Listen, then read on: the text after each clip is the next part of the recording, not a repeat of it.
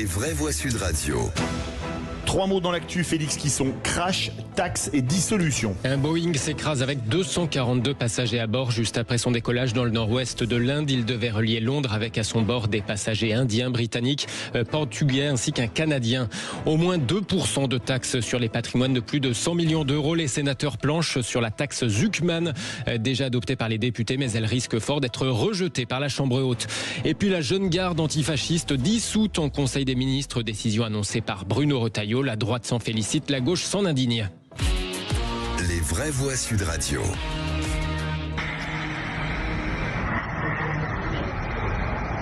Un Boeing 787 vole bas, très bas, trop bas, peu après le décollage sur une zone résidentielle du nord-ouest de l'Inde. Puis il s'écrase avec 242 personnes à son bord, crash sur un bâtiment où déjeunaient notamment des étudiants en médecine.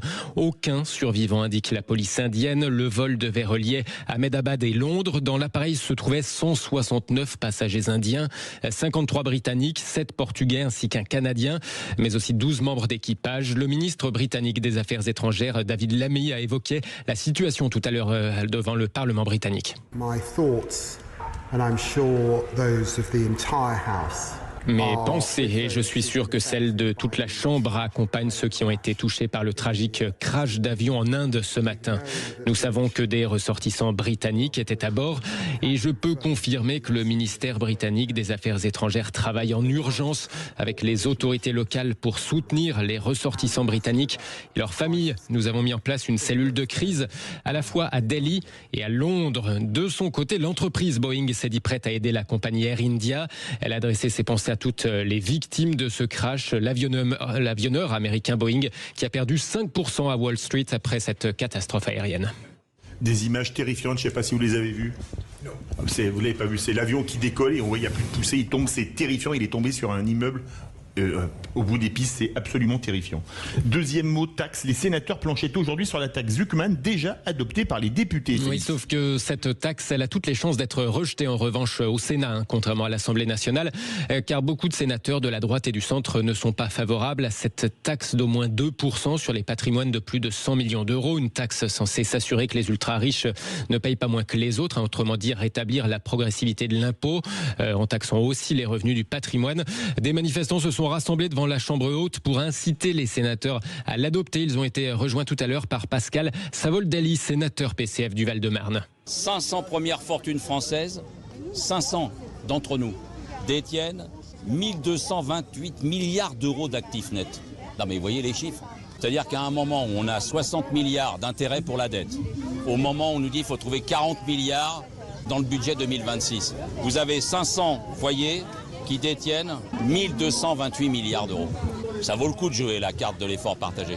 Le sénateur communiste du Val-de-Marne, Pascal Savoldelli, au micro de l'AFP. Dans l'info en plus de 18h15, dans les vraies voix sur Sud Radio, nous serons avec le chef du pôle justice fiscale et inégalité de l'ONG Oxfam France, qui est à l'initiative de cette mobilisation de tout à l'heure devant le Sénat.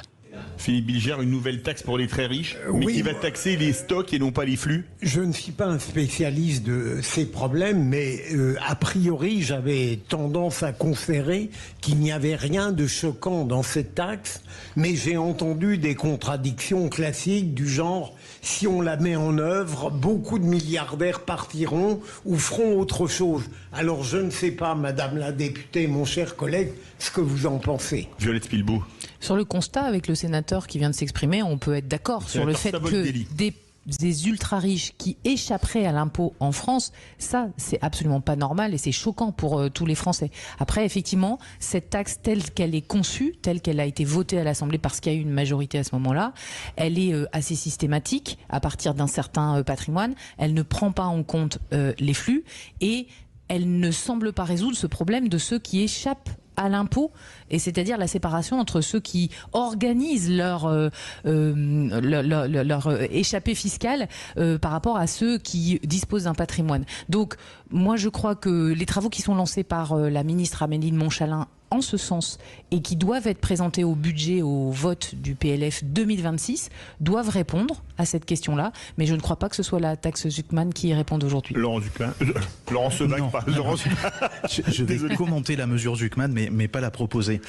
Encore que on pourrait discuter du fait que je la propose, parce que sur le principe, ça me choque pas non plus qu'à un moment donné où les dépenses publiques sont importantes et où on a besoin de continuer à financer nos services publics, qu'une partie de la population soit sollicitée pour mettre la main au portefeuille, ça n'a rien de choquant sur le principe. D'autres parties de la population l'est également sollicitée à titre exceptionnel à travers des impôts ou des dégrèvements d'impôts qui sont limités. Après, évidemment, on se pose cette question-là aujourd'hui de manière exceptionnelle. On se la poserait sans doute pas si on n'était pas dans un pays avec une telle évasion fiscale devant laquelle il y a une relative impunité. Et aussi un très gros taux de prélèvement obligatoire, il faut le rappeler. Bien aussi. sûr, mais les prélèvements obligatoires, c'est beaucoup plus général que l'impôt. Là, même l'optimisation fiscale, ce n'est pas la fraude. Oui. Bien sûr. Troisième mot, dissolution. 2 organisations ont été dissoutes ce matin en Conseil des ministres, Félix. Oui, le Conseil des ministres a dissous Lyon Populaire, un groupe d'ultra-droite accusé de faire l'apologie de la collaboration avec le nazisme et de provoquer à la haine, à la violence ainsi qu'à la discrimination envers les étrangers. Mais une autre dissolution fait beaucoup réagir, celle de la Jeune Garde. Oui, la Jeune Garde, mouvement antifasciste fondé il y a 7 ans par un militant devenu depuis député de la France Insoumise, Raphaël Arnaud. Le gouvernement l'accuse, cette Jeune Garde, de provoquer à des agissements violents contre les personnes. Provocation, je cite, bien souvent suivie d'effets. Beaucoup au RN se félicitent de cette dissolution qu'ils réclamaient de longue date. En face, la France Insoumise s'indigne. Par exemple, Manon Aubry accuse le ministre de l'Intérieur de mettre sur le même plan, je la cite, les fascistes et les antifascistes. Merci beaucoup, Félix Mathieu. Dans